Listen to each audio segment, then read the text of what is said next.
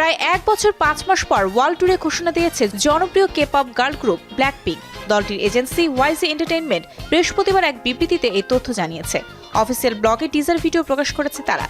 এর আগে 2022 থেকে 2023 সালের মধ্যে বর্ন পিঙ্ক ট্যুরে বিশ্ব ঘুরেছে লিসা জেনিরা। এই ট্যুরে বিশ্বের 34 শহরের 18 লাখ শ্রোতাদের সামনে গান শুনিয়েছে গানের দলটি।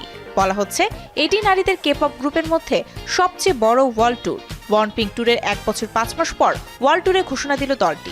তবে ট্যুরটি কবে কোথায় থেকে শুরু হবে সে তথ্য জানায়নি ওয়াইজি এন্টারটেইনমেন্ট। 2016 সালের 8 আগস্ট যাত্রা শুরু করে 4 সদস্যের ব্ল্যাকপিঙ্ক।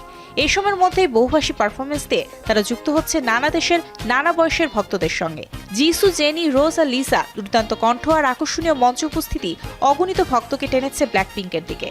ব্যান্ডটির ভক্তদের বলা হয় ব্লিঙ্ক।